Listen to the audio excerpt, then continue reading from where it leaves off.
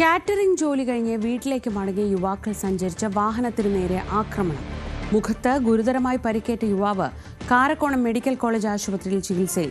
രാത്രി 10 മണിയോടെ നെയ്യാറ്റിൻകര കുന്നത്തുകാൽ മാണിനാടിന് സമീപത്താണ് സംഭവം. അരുൺ മോഹൻ വിവരങ്ങളുമായി. അരുൺ, ഈ അക്രമത്തിന് പിന്നിൽ എന്തെങ്കിലും വൈരാഗ്യമോ എന്താണ് സംഭവിച്ചത്? നമുക്ക് ലഭിക്കുന്ന വിവരങ്ങൾ എന്താണ്?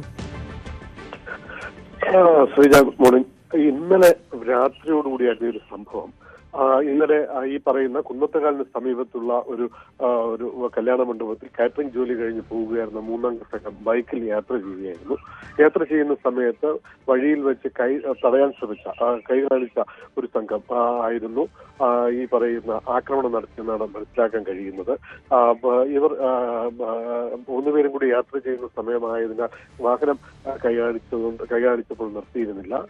ഒരുപക്ഷെ അത് പോലീസാണോ അല്ലെങ്കിൽ എക്സൈസ് ആണോ എന്നുള്ള കാര്യവും അത് നമുക്ക് സംശയമുണ്ട്.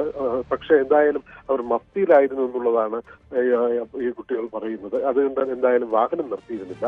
നിർത്താതെ മുന്നോട്ട് പോകുന്ന സമയത്തായിരുന്നു കയ്യിൽ കരുതിയിരുന്ന എന്തോ ഒരു വസ്തു, ഇരുമ്പ് ദണ്ടു പോലെയുള്ള ഒരു വസ്തു വെച്ച് അടിക്കുന്ന സമയത്ത് വാഹനം ഓട്ടിച്ചിരുന്ന ഈ പറയുന്ന മുഖത്ത് പരിക്കേറ്റ മാണിനാട് സ്വദേശിയായ അഭിജിത്തിന്റെ സുഹൃത്തായിരുന്നു വണ്ടി ഓടിച്ചിരുന്നത്. ഒപ്പം അഭിജിത്തിന്റെ സഹോദരൻ അജിത്ത് കൂടെ ഉണ്ടായിരുന്നു.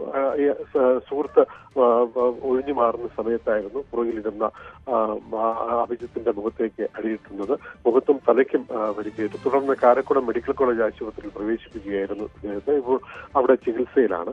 എന്തായാലും ഇവർ പോലീസിനെ സമീപിക്കാൻ ഒരുങ്ങിയാണ്. എന്തായാലും രാവിലെ രക്ഷിതാക്കൾ സ്റ്റേഷനിലേക്ക് പോകാൻ ഒരുങ്ങുന്നു എന്നുള്ളതാണ് നമുക്ക് മനസ്സിലാക്കാൻ കഴിയുന്നത്.